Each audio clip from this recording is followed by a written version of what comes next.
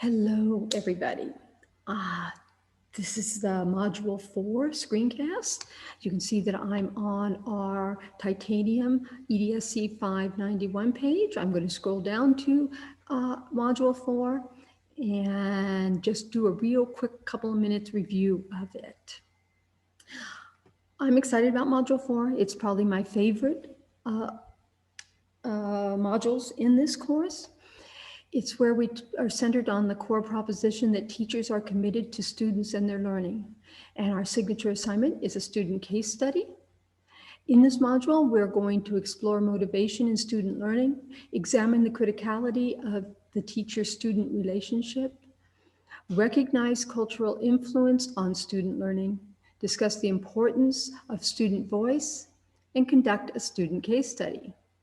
So you're watching the Module 4 screencast, and in the first week, we will have the same thing we did last module, and that on Tuesday or Wednesday at 5 o'clock, you can join in and we will discuss the student case study.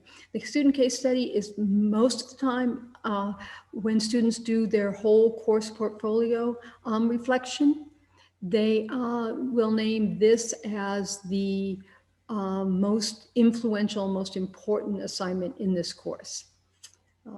It tends to pack a lot of meaning into it. So I want a chance to go through it with you, answer any of your questions before you get too heavily into this module. Then also on this first week, I have put together a little voice thread.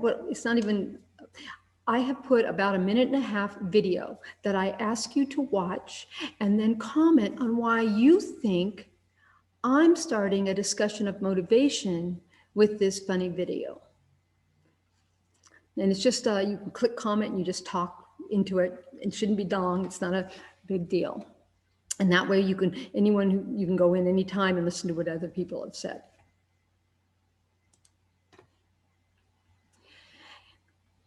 And then this week, the big discussions will be based around 3 resources. I've put a video of Daniel Pink's book on Drive. This is an RSA Animate summary synthesis of his findings that he found in this book, narrated by him. I want you to watch that. And then I want you to review, I've put together a couple pages on what's called self-determination theory and summary of the research as it applies to education. And I'd like you to read through that. And then you start this discussion with your initial posting talking about how these two syntheses are related and what implications they have for education in general and your practice in particular. Then after you've done that, and you got to do that by Friday at like all our discussions, then I want you to watch Angela Lee Duckworth's TED Talk on grit and respond to 2 of your classmates tying in Duckworth's thoughts on supporting grit into your response.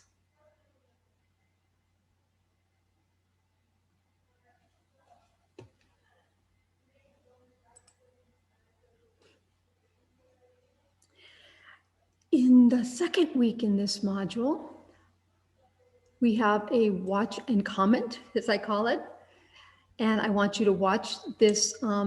This is a fairly dated video, but I still think it packs a wallop, and I still use it in this course. I want you to watch this short film called Immersion, and then just put an initial post. No responses are required, but the initial post by Friday so that we can work on the other forum discussion.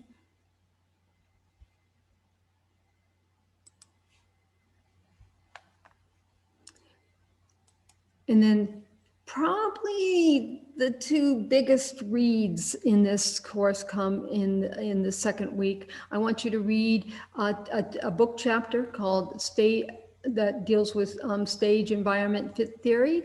And I want you to read a fairly hefty article, Preparing for Culturally Responsive Teaching.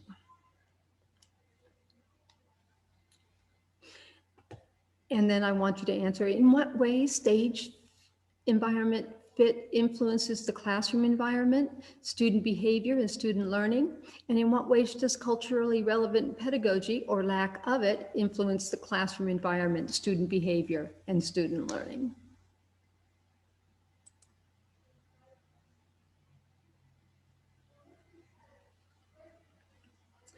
And then finally, in the last week, we're working on student voice. And I give you two more contemporary writings, The View from the Lighthouse by Haycock, and Students as Expert Witnesses of Teaching and Learning. And I want you to summarize your takeaways from the readings, why student voice is important. But this time I want you to hear your voice, since we're talking about student voice. So what I'd like you to do is give me an audio recording response to this form. And you can do that different ways. You can talk into your phone, load it up. You can do a talking head video if you want. You can go out to VoiceThread and just, talk on VoiceThread. You could talk through, a PDF or a Word doc. It's whatever easiest for you to just give me an audio file. Okay, you can just attach an audio file, talk on your phone, and just throw that file into your response about your summaries or takeaways of these two readings.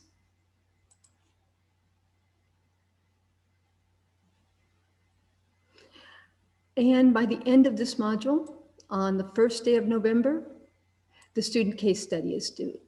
And we'll talk more about that on those Tuesdays, and the Tuesday or Wednesday, the first week. But you should read through the instructions on the student case study when you get a chance, because it does take some prep work on your time.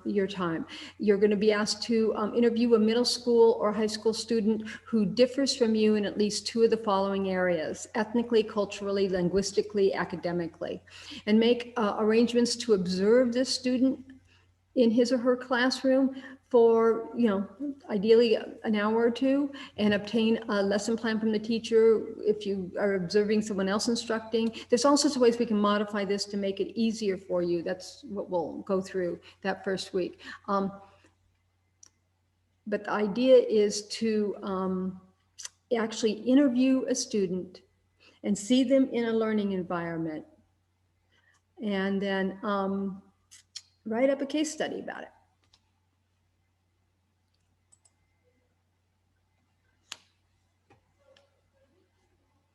At the end of this module, I ask you to answer 3 questions. Again, these are anonymous. I don't know who, about this module has feedback to me.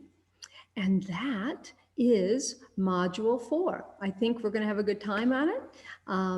So thank you for watching the screencast.